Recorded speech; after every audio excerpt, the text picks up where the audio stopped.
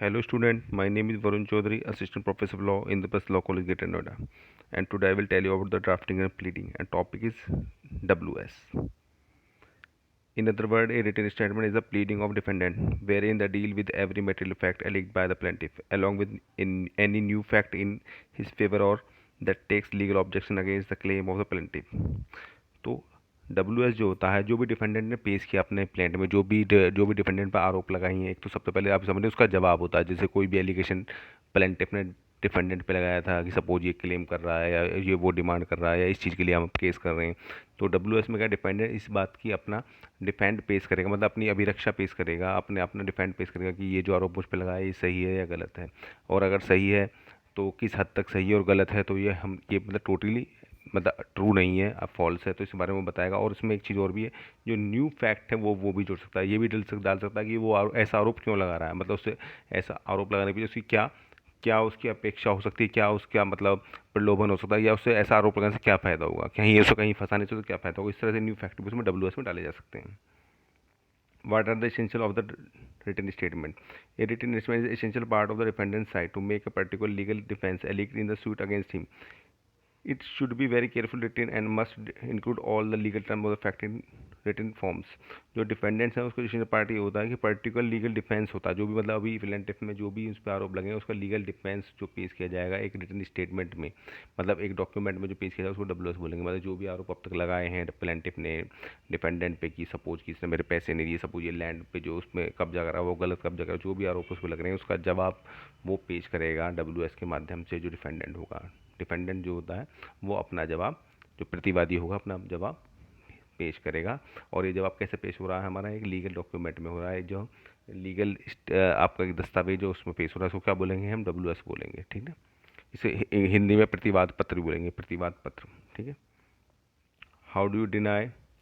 How do deny written statement? Supreme Court defendant in his written statement to deny generally the ground alleged by the plaintiff, but the plaintiff must deal specifically with each allegation of fact of which he does not admit the true except damages, otherwise the court is entitled to interpret in the same of the admitted. अब WS को बोल रहे हैं कि defendant कैसे deny करेगा, मतलब कि अभी जो भी चीज़ है करेगा, मतलब कि जो भी प्लेंटिफ में उसमें आरोप लगाए उसका जवाब देगा अभी डिफेंडेंट, उसके बाद जो ना उसके बाद जो प्लेंटिफ है वो भी WS का जवाब देगा आने वाले जो डॉक्यूमेंट होंगे उसमें। तो सबसे बड़ी चीज़ क्या है WS, जो हम बात करें WS रिटन स्टेटमेंट की, उसमें यही है कि जो प्लेंटिफ ने डिफेंडेंट पे जो भी आरोप लगाए हैं, जो भी उस पर क्लेम के लिए जो भी उसने मतलब अपने बिंदु रखे हैं या अपने पॉइंट्स रखे हैं, उनका जवाब WS में डिफेंडेंट दे रहा है कि भाई ये जो एलिगेशंस लगे हुए हैं मेरे पे सही लगे हुए हैं या गलत लगे हुए हैं, सही लगे हुए हैं तो क्यों लगे हुए हैं, और गलत लगे हुए हैं तो उसका गलत लगाने के पीछे भी दूसरी पार्टी की प्लेंटिफ की क्या इंटेंशन है। और उसमें वो नया कुछ पॉइंट भी जोड़ सकता है अभी, इसलिए ऐसा ये हम पे लगा रहा है क्योंकि हम पे ऐसा गलत क्लेम करने से इसको ये फ़ायदा होगा, ठीक है। What is the use of written statement? In other words, a written statement is the pleading of defendant, where it is deal with every material fact alleged by the plaintiff along with a new fact in favor of his takes legal objection against the claim of the plaintiff। अभी जो WS है जो defendant का जो है वो एक दस्तावेज है जिसमें वो जवाब दे रहा है किसका, किसका जवाब है प्लेंटिफ ने जो उस पर आरोप लगाए, और उसके साथ साथ वो उसमें नए फैक्ट भी ऐड कर रहा है, जो नए फैक्ट हैं कि जिसे बोलें कोई स्पेशल कोई पॉइंट डालना है वो भी इसमें ऐड कर रहा है जो जो प्लेंटिफ के खिलाफ था, मतलब जो प्लेंटिफ ने ऐसा क्यों किया या प्लेंटिफ ऐसा क्यों करना चाह रहा है, जो नए फैक्ट हैं वो भी इसमें जोड़ रहा है। तो यही है इसका जो यूज़ है, मतलब अभी इसका यूज़ ये पूछ रहा है कि व्हाट इज़ द यूज़ यही है कि जो प्लेंटिफ ने अपने प्लेंट पे एक मतलब जो प्रतिवादी पे जो आरोप लगाए हैं तो उसका जवाब दे रहा है। तो सबसे पहले आप ये समझिए उसका जवाब दे रहे हैं, उसके बाद एज वेल एज इसी में एक चीज़ और भी ऐड की हुई है जो नए फैक्ट हैं। नए फैक्ट में जो डिफेंडेंट नए फैक्ट रखे हैं भाई कि ये जो बंदा जो प्लेंटिफ है यहाँ पर ये हम पर आरोप क्यों लगा रहा है, इसके आरोप लगाने के पीछे कारण क्या है, तो ऐसे पॉइंट भी उसमें रखे गए हैं रिटन स्टेटमेंट में। Can written statement be plead be file after the 90 days, मतलब कि अभी जो 90 दिन के बाद क्या ये जो है WS फाइल हो सकता है। तो नॉर्मली कंडीशन में तो 90 डेज होता है, अभी समझ चलिए जो नॉर्मल कंडीशन है उसमें 90 दिन के अंदर आपका WS फाइल हो जाना चाहिए, ठीक है ना। तो जो रूल कहता है वो रूल तो यही कहता है कि WS फाइल करने के लिए 90 दिन के अंदर ही आप WS फाइल करें। जब भी प्लेंटिफ फाइल हुआ है और प्लेंट फाइल हुई है, प्लेंटिफ ने जो प्लेंट फाइल की है उसके 90 दिन बीत जाने के अंदर WS फाइल हो जाए, ठीक है। लेकिन कभी कभी ऐसा होता है कि भाई मतलब कुछ ऐसी कंडीशंस हैं कि जो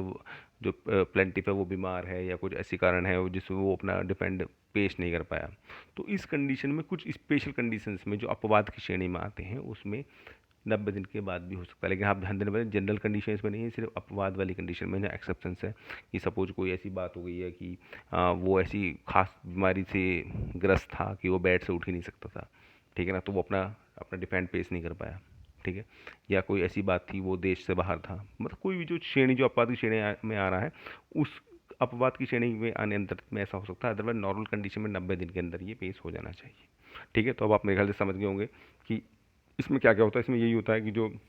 हमारा WS है उसको बोलेंगे प्रतिवाद पत्र हिंदी में, और जो ये वादी है जो प्रतिवादी पर जो भी आरोप लगाए हैं, जो भी उससे वो क्लेम कर रहा है उसका जवाब पत्र है, उसका जवाब पत्र है। एक तो उन्हीं पॉइंट का उसको जवाब देना है और साथ में उसमें वो कुछ नए फैक्ट भी ऐड कर सकता है। नए फैक्ट से मतलब क्या हुआ, जो कुछ नए पॉइंट हैं वो भी उसमें ऐड कर सकता है कि जो वादी है ऐसा क्लेम हम पे क्यों कर रहा है, कि उसके पीछे उसका कारण क्या है, ऐसा पीछे मतलब वो क्यों कर रहा है, क्या उसका कोई लालच है या कोई उसको फ़ायदा होने वाला है इसलिए वो हम पे ऐसा केस कर रहा है, ऐसा कोई वाद हम पे कर रहा है। तो इस बात को भी नया ऐड उसमें किया जा सकता है कि ऐसा करने से उसको क्या लाभ होगा। तो आप ये समझ लीजिए, वाद मैंने पिछले जो वीडियो में आपको बताया था कि वादी